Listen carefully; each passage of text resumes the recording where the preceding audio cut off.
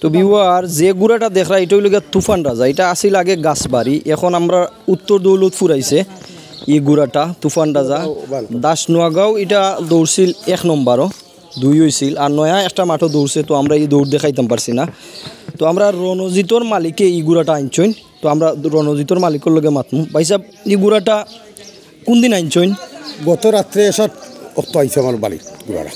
আচ্ছা, তো এটা আমরা তো দাম কইতা নাই, আমরা জানি দাম কইমু। কত টাকায় আইছে ভাই সাহেব এই গুড়াটা? আমার বাদ দিয়া কিনছিল আইয়া বিদেশ থেকে 2,47,000 টাকা, আর আমি তার কাছে 1.5 লক্ষ টাকা মূল্য ধরে আনছি। তো এই গুড়াটা 1.5 লাখ টাকায় আইছে উত্তর দৌলতপুর রণজিতর মালিকর গেছে। তো ভাই সাহেবরে দেখরা তো দাঁড়িয়ালা মানুষ আর গুড়া দৌড়াইন আমরাও দেখি আর আপনারাও দেখাই। তো আগামীতে দেখবা আমরা রণজিতর দৌড় এবং তুফান রাজা এই দুইটা গুড়ার দৌড় দেখবা আপনারা। 1.5 লক্ষ টাকা এই গুড়াটা উত্তর দৌলতপুর আইছে। তো এটার কিতাব ভাই সাহেব কোনো নয়া নাম দিবানি না ওঠেও থাকবো তুফান রাজা? রণজিৎ 2 নাম দিব। রণজিৎ 2 নতুন নাম হইব তুফান রাজার। তো ধন্যবাদ ভাই সাহেব, আসলে আমরা সময় দেওয়ার লাগি। ওকে।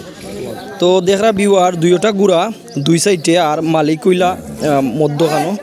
এটা তো লাল গুড়া যেটা, এটা হইল গিয়ে রণজিৎ গুড়া, আর তুফান রাজা এটা হইল নয়া গুড়া আইসে গাছবাড়ি থাকি। আর গাছবাড়ির ও যে মালিক খালা 60 তাই নইলে গিয়া তুফান রাজার মালিক।